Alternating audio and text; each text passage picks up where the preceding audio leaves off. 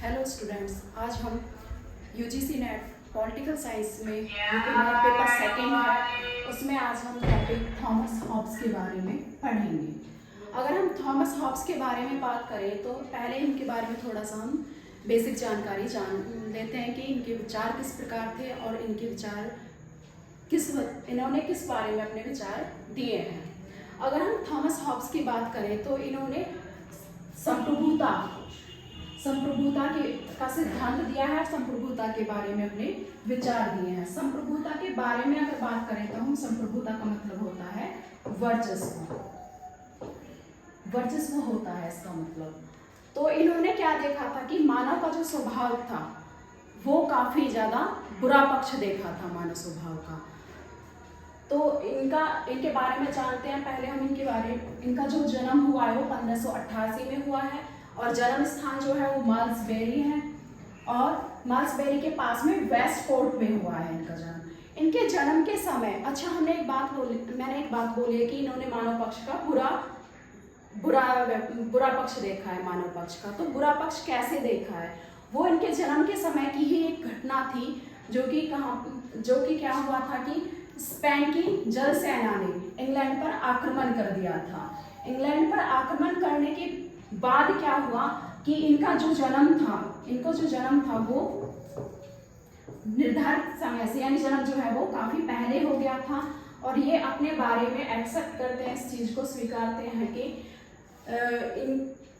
समय से पूर्व जन्म होने के कारण ही ये अपने लिए बोलते हैं कि जुड़वा भाई, यानी कि भय को अपना जुड़वा भाई कहते हैं। भय को जुड़वा भाई का कहने का कारण क्या है, क्योंकि उस टाइम पे क्या हुआ था कि स्पेन की जल सेना ने आक्रमण कर दिया था। माहौल इस तरह से बना हुआ था उसका उस समय की, ये कहते हैं कि मेरा जन्म हुआ और मेरे साथ साथ जुड़वा भाई जो है उस भय का भी जन्म हुआ। इनके शिक्षक के बारे में अगर बात करें तो चार्ल्स प्रथम है जो कि राजतंत्र के समर्थक थे। शिक्षक इनके राजतंत्र के समर्थक थे। तो सिंपल सी बात है कि शिष्य जो है वो भी राजतंत्र को काफी ज्यादा सपोर्ट करते हैं और समर्थन इस चीज का करते हैं। इन्होंने व्यक्ति का स्वभाव बताया इन्होंने यश प्राप्ति और लालची और स्वार्थी बताया है।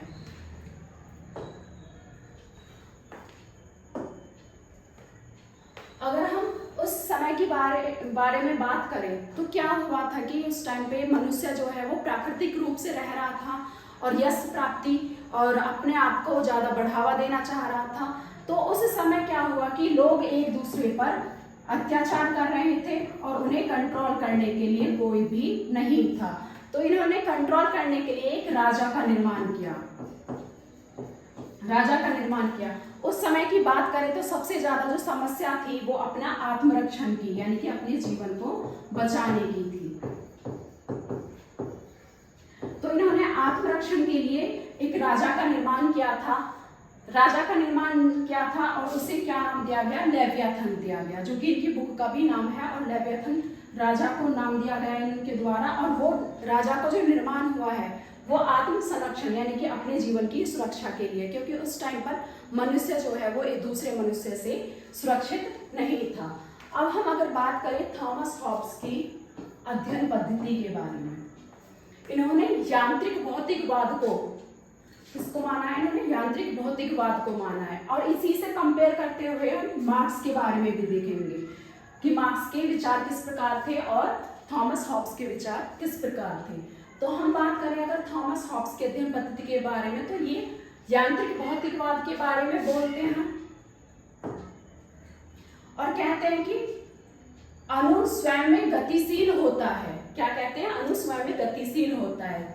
कैसे कि मनुष्य जो है वो स्वभाव से स्वार्थी है तो वो अपनी आवश्यकताओं को पूरा करने के लिए गतिशील होगा।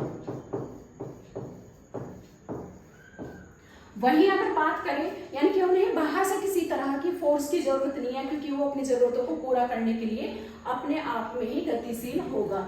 वही बात करें अगर हम मार्क्स के द्वंद्वात्मक के बारे में, तो ये द्वंद्वात्मक भौतिकवाद के बारे में बात करें तो स्वयं में गतिशील नहीं है। स्वयं में गतिशील कैसे नहीं है, इन्होंने मजदूरों के बारे में अपने विचार दिए हैं और मजदूरों को बारे में विचार देते हुए इन्होंने कहा है कि जो मजदूर होते हैं वो सिर्फ मजदूरी करते चले जाते हैं और अपने आवश्यकताओं को भी नजरअंदाज, सिर्फ जीवन को जीना या जीवन को व्यतीत करना ही केवल मात्र होता है उनके लिए, और उन्हें अपने लिए भी आवाज या अपने लिए भी कुछ कार्य करने के लिए इतना ज़्यादा सोचते नहीं है। और उन्हें बाहर से अगर उन पर अत्याचार भी हो रहा है तो उन्हें बाहर से फोर्स किया जाएगा और तब वो जाके गतिशील होंगे। यानी कि उन्होंने विचार भी दिया है कि विश्व के मजदूरों एक हो जाओ, यानी कि विश्व जो मजदूर हैं वो अपने लिए आवाज़ नहीं उठा रहे हैं और ना ही आवाज़ उठा रहे हैं और ना ही अपने लिए कार्य कर रहे हैं, तो उन्हें अलग से फोर्स किया जा रहा है। तो क्या हुआ, यहाँ पर स्वयं गतिशील नहीं है। इन्होंने एक बात कही है कि वाद, प्रतिवाद और संवाद के बारे में भी बात कही है।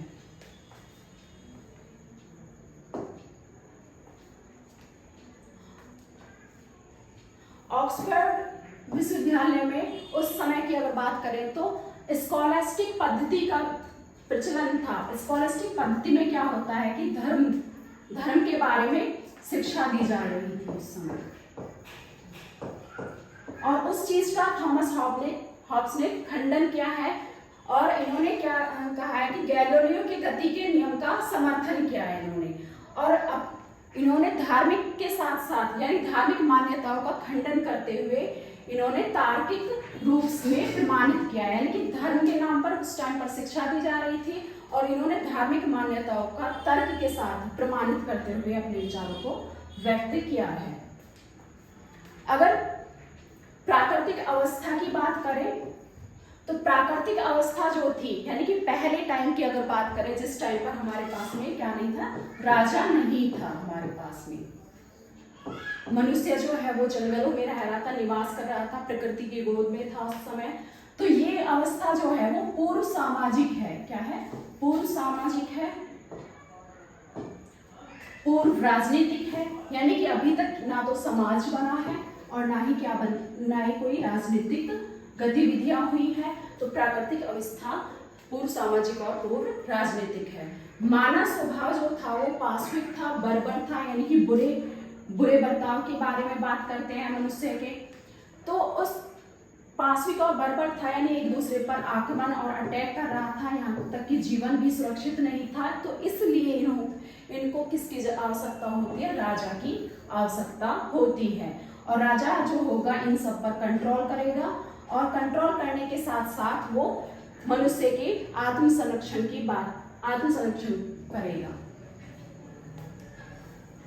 सामाजिक समझौता जो हुआ है थॉमस हॉब्स का, वो व्यक्ति और समुदाय के द्वारा राज्य का निर्माण किया गया है। थॉमस हॉब्स का जो सामाजिक समझौता था वो एक पक्षीय था, यानी कि लोगों ने आपस में मिलकर राजा का निर्माण किया है, और एक ही समझौते के द्वारा राज्य, समाज व सरकार का, यानी कि इन तीनों का निर्माण हुआ है। लेवियथन में ये बात करते हैं किसकी? आत्म संरक्षण की। अब इन्होंने अपने विचार तो दिए ही थे, लेकिन उसके साथ साथ क्या हुआ कि इनके विचारों का भी खंडन किया गया है। और कैलेंडर हैं जिन्होंने लेवियथन को जला दिया था, यानी कि इनके वो आलोचक थे, और इनकी पुस्तक जो थी लेवियथन उसको जला दिया था ऑक्सफोर्ड यूनिवर्सिटी में। इससे अलग अगर हम बात करें कि इनकी आलोचना जो करी जाती है वो इस बारे में भी करी जाती है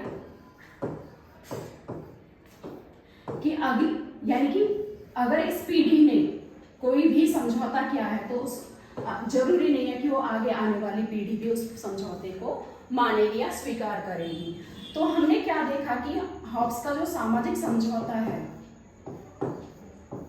वो किसके लिए हुआ था? जीवन की सुरक्षा के लिए,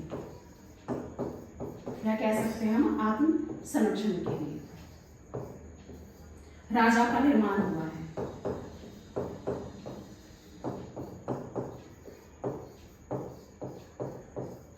यदि राजा यहाँ पर मनुष्य के जीवन की सुरक्षा नहीं करता है तो क्या होगा?